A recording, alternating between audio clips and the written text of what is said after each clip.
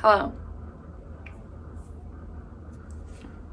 Skinny Legend Podcast number... Okay. Hi. Skinny Legend Podcast number 12. 12? I don't know. I haven't podcasted properly since knitcity, which was, I don't even know if it was in May or if it was in June. It's probably in May. Oh my god.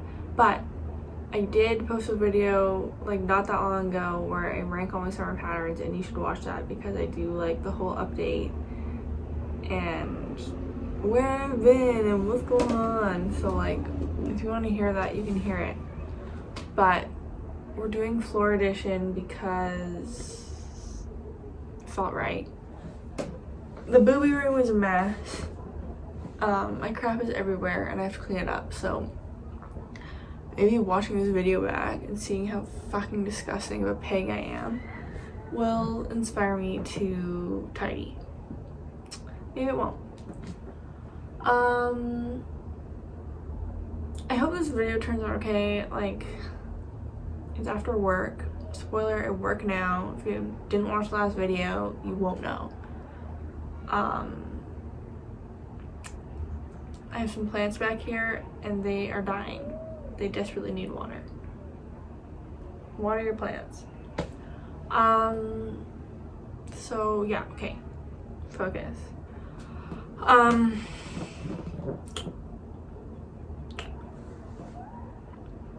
Buccal fat removal. I apologize in advance for how whack this podcast is gonna be, but I really want to do one because I feel like I haven't done one in a while, and if I just rip off the band-aid, then I can do other ones and not feel weird about it. So let's just begin. Start with something you've already seen, and that is my Tolsta. You're gonna see a color theme starting right here. I go into better detail on this in the last video. How many times will I plug you to watch my last video? Probably a couple more, but it's been even longer and I love this even more. I wear it as much as I can. I'm really glad I went for the eyelets with the DK weight Tolsta because maybe it's placebo, but to me it feels like it's breezier with the eyelets. And the rumors are true, linen does soften up with washing. This is a luxurious linen silk blend that I did get at knitcity from Yarn Indulgences, which I'm pretty sure is a Canadian dyer, and I'm a big fan. I am pretty sure you can see my nipples through this one. When I wear it to work, I wear a bra, or I wear my overalls over it. So but I'm thinking about either sewing in a like modesty panel, or maybe I'm just gonna buy some of those nipple covers, you know, the like fleshy fucking chicken breast looking things. I'm just worried that if I sweat they'll just fucking melt off. So I don't know, but really no notes on this other than my short rows look like shit. But big fan, great color, snotty, like unhealthy snot, lime, neon green is really the vibe. Do I look good in it? I don't know, but I like the color and it brings me joy. So, actually, now that I look at all my finished objects, they all are like knitcity yarn, which is kind of fun. But this one we'll do quickly because surprise surprise, it's another ranunculus, but this one I knit for my mom because I'm amazing. but also she paid for all my Knit City stuff, so I kind of owe her. But I knit this bitch twice because I originally knit it on a smaller needle size. I liked the fabric better, but it was too small. I only had one skein of this, which is cashmere silk merino, maybe? Can't remember who the dyer is from. I probably talked about it in my Knit City haul one. But what more is there to say? It's a ranunculus. I decided to only do short rows on the back for this, no front short rows, because sometimes I don't like how it sits with the front short rows, I don't think. So I just did ones in the back and did little short sleeves, and then I just knit the body until it ran out. You know, obviously this one's at like quite a loose gauge, but I like it, and hopefully my mom will like it. Actually better because I knit this thing twice. Anyway, I'm supposed to see her maybe in August sometime, so she will get this, and yeah, it'll be a nice layering piece going into the fall and winter. So if you haven't knit yourself a ranunculus, go knit yourself one. I think you'll like it. It's easy. It's breezy. The pattern's well written. 5 out of 5 stars. If you know, you know. So there's that. Then my final finished objects are also for my mom. My mom's getting spoiled. Crazy. I think I might hold on to these until Christmas, so whatever. But it's a pair of just like vanilla socks. I have literally no interesting finished objects to show you right now, but so this is another the purple is another Knit City buy. It was also from Yarn Indulgences. I hope that's their name because I'm gonna keep saying it. Close up. It's really pretty.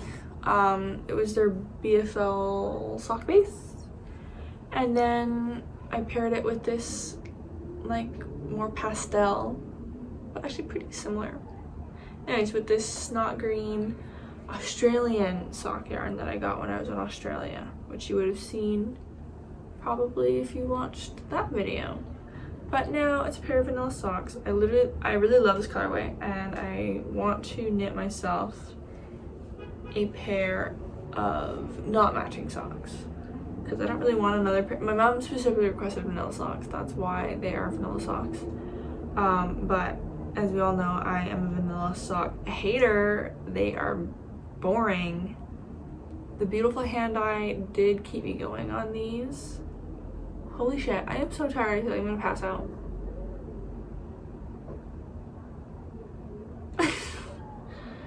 Whatever, I want to power through. I have the house myself. I don't get to do it. I don't get that very regularly, so I need to power through. But what was I even saying? Oh, I am, spoiler alert, using this color in one of my whips, but I do want to use this color combo for another pair of socks for myself, and I have an idea on what it's gonna be. You have to stay tuned. I think it's an original sock idea, so I'll probably make a pattern for it, but it probably already exists. I have no original thoughts, and I've probably just seen it. Anyway, I need to like do a deep dive on Ravelry and make sure that I haven't copied someone else's design.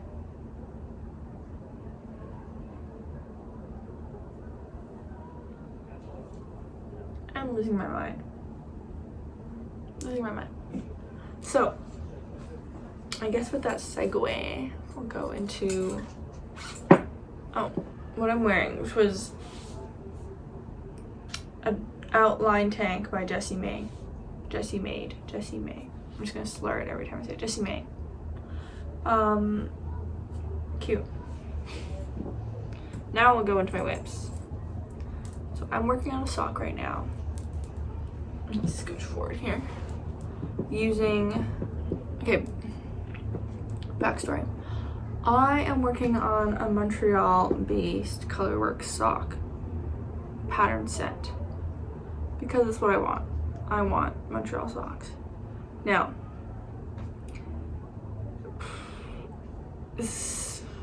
whatever, I don't really knit things for other people, right? Like, I knit things for myself, and then I write up the pattern because I already have the pattern in my head, and then if people want it, they can get it. So, like, do I care that there's probably, like, such a small subsect of knitters that are into knitting socks that would want to knit colorwork socks about Montreal? Probably, but, like, whatever. This is the first sock design. If you're not from, even if you're from Montreal, you probably can't tell what it is because did I do an amazing job? No. But you'll see it's like a two-humped mountain. It's the mountain. It's Mont Royal, Montreal. What Montreal's named after, and it's the mountain. And I have knit this. It's making an annoying noise. I'm sorry, but like it's a the mountain is a hill. Okay. They call it a mountain. It's a hill. It's not very high, so it's a very gradually sloped thing, and there's a very distinctive light up cross that is on the top of Mount Royal that I'm going to duplicate stitch on here. Okay, I just dropped a bunch of stitches. I will deal with that later. There is I was called an urban legend. It is an urban legend. It's like a religious story, which is basically an urban legend, hot take, about some like old ass dude named Jean Moss who came here. Oh my god. Anyways, there's something about how if he like carried this big heavy ass wooden cross up Mount Royal, like some good thing would happen, and he did it, and like the good thing happened. I think I'm not telling this well, but now there's like this art piece that's a like giant light up cross that's like on the top of the mountain. It's very distinctive. If you know, you know kind of vibes. So I'm planning to do two socks. This one's the nighttime sock, thus the kind of like twilighty sky, black mountain, and then I'm gonna have the City of Montreal logo on the foot, and then I want to do a daytime version with, I don't have the yarn here, but you know, like a blue sky and like a green mountain, also with the cross. So this was more of a proof of concept on this. I'm a little psycho, so if you care or you're a big sock knitter, you're probably like, how did you get a slope pattern on a sock without having absolutely insane floats? And the response is, I didn't tarja. I didn't tarja in the round, and I didn't do it in the round. What I did was, when I got to the colorwork in tarja set, this is like a proof of concept. Should you in tarja this particular design? Probably not. But basically, when I got to the colorwork part, I started knitting flat, like going back and forth in tarja style, and then I just grafted the edge up. So there's like, you can barely see it. Sorry that my stitch markers are like clinking. So I didn't do the best job, but you can barely see it. There's like a seam here, a small seam. Do you see it? Do you see it? Anyways, there's a small seam like right there where I like stitch it up, because when I finished the intarsia bit, I just started going back in the round. So there was a little like buttonhole basically. I just sewed the buttonhole closed. So it seems to have worked. I'm like not the best at intarsia. I don't do it very often, but there's obviously other ways to do it. You can do it like with German short rows, but I didn't want to do that. I wanted to do this, and it seems to have worked. So that's how I got these long sections of color, and it's not fucking stranded. It's just like intarsia, which is cool, and I would do it again, and I'm going to do it again on my other sock. I'm totally like mauling this sock and dropping so many stitches because I'm in the gusset right now, and it's like a couple too many stitches for my little teeny tiny needle. But c'est la vie, I guess. I did the slope of the mountain a little too gradual. I know it's a hill, but like I probably should have done it a bit more of an obvious mountain. So I'm thinking on the second sock, I guess who cares, it's just me who's wearing these. I will do probably a more drastic mountain shape, which would involve more intarsia, which maybe would make me feel less stupid for like doing it that way on this. But yeah, so far so good. It's going pretty well. If you're into Montreal and colorwork sock knitting, stay tuned for my other designs because they're honestly better than this, but like I just really wanted to use this like hand-dyed purpley color from my mom's socks in something right away, and I was like, that would play well with my Montreal Mount Royal sock design, so I just did it. So, sorry, I'm picking up the stitches. This is not knit and chat. I'm gonna say it now and then probably contradict myself later, but like I'm not down for knit and chats. I'll watch them sometimes, but I think they're kind of boring, so I'm not planning to be doing knit and chats unless there's like a theme, like me ranting about something theme, then maybe, but otherwise I just like don't think I have enough original or interesting thought to fill up a knit and chat video. So whip number 1, Mount Royal sock with weird intarsia. Is that a real technique? I don't know, I made it up. Buttonhole closed the buttonhole vibes.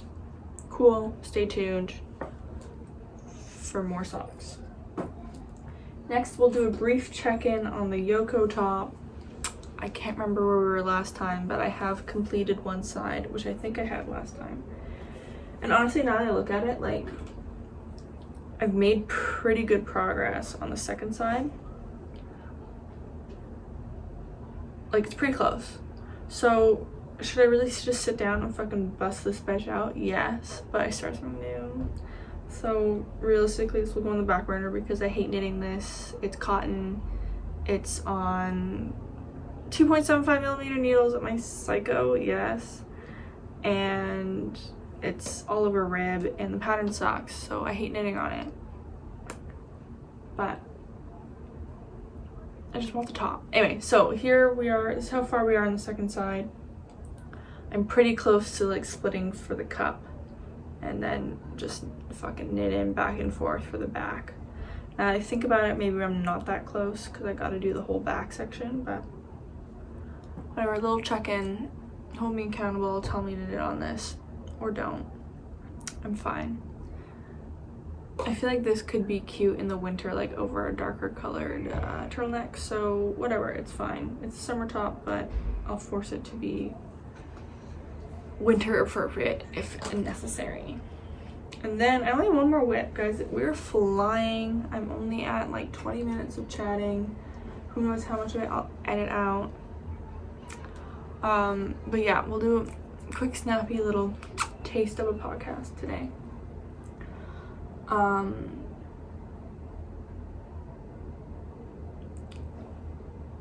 like fucking buffering like crazy today. Like nothing's going on up here. Nothing's going on. And I hate it.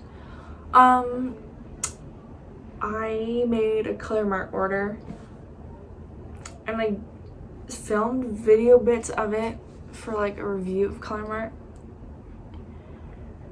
Now that I'm thinking about it, I don't really know if it's enough content to like post a video on, but whatever. So I'm not gonna like go too crazy into the color mark order, but I did order yarn to do the Tolsta in a fingering.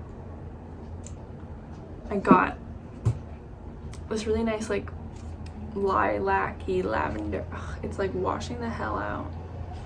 It gets more saturated than this. It's more like pinky purple, but like lavender. This is a linen bamboo and I hate it. It's so thin, although I looked it up and it's actually thicker than the knitting for all of cotton merino that's called for in the pattern, so I guess it's fine. And it feels like knitting with straw. It's awful. I am worried I'm gonna get like rug burn on my fingers from like tensioning the yarn, but we'll see. Basically, I'm still on the collar.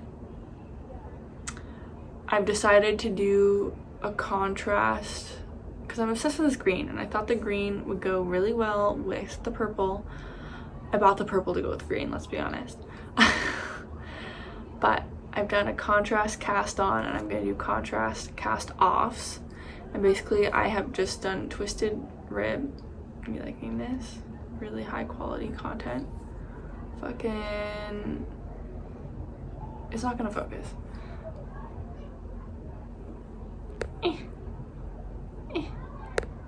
Okay, it won't focus, but just trust me, it's a twisted rib collar, and then I'm just gonna do, I think, a plain Tolsta, and then if I'm feeling spicy, I'm gonna make a little pocket. But I do like the sheen that this linen has. It's nice, but knitting with it is torture. It hurts my little fingers, but it's getting better. I don't know, I'm hoping once I get out of the ribbing, it'll be less painful, like mentally and physically.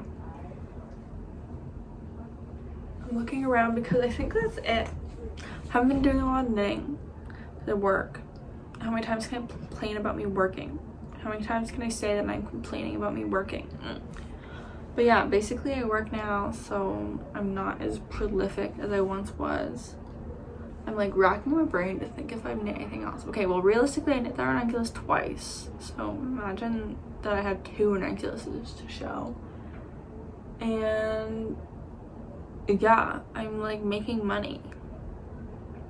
Gross. And then I'm also like busting my ass making candles.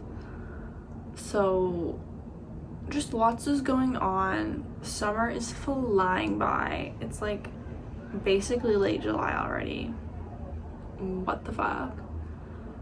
And yeah, I just miss you guys, so comment, say hi. I feel like it's been a while. Don't tell me how tired I look. Don't tell me how weird I'm being. Just actually do if you want. That's fine.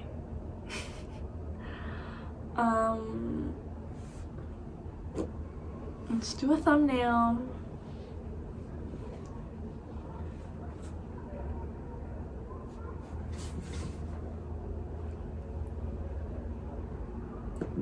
Cute. I always forget to do one, and then I have to like take a screen grab of the middle of me talking. It's never good. Follow me. Go find me on Instagram and message me. We can be friends. Check out my candles if you want chicken nugget or pickle shaped candles. And I'll talk at you later. Bye.